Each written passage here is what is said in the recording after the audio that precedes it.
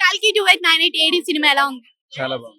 సినిమాలో కొన్ని మనకి మార్వెల్స్ లో తీసుకెళ్లారు కదా, ఆ స్టోరీ అనేది ఫ్యామిలీ ఆడియన్స్ కి నచ్చుతుందంటారా? నచ్చుతుంది.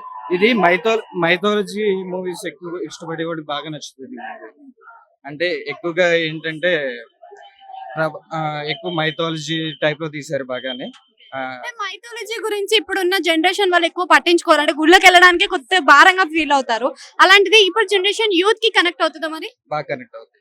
ఎందుకంటే ఆ, ఒక మార్వెల్స్ అంటే ఓ- ఆ, అదైతే అంటారు ఏంటి, మహాభారతాన్ని బాగా పెట్టి అందులో బాగా చేశారు.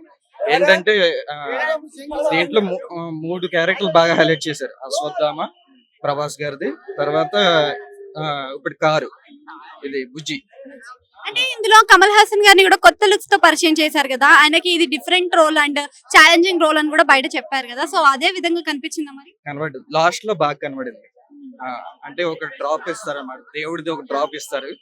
ఆ డ్రాప్ లో కమల్ హాసన్ గారిది ఒక్కసారి బాడీ బిల్డ్ అవడం అది చూసి చాలా బాగా అనిపించింది. అంటే బయట మనం చూసుకున్నట్టయితే అర్జున్ రెడ్డిగా తెలుసు మనకి విజయ్ దేవరకొండ, ఇందులో అర్జున్ రెడ్డి లాగా కనిపించాడు కదా, సో ఎలా అనిపించింది మరి ఆయన డైలాగ్ డెలివరీ కానీ?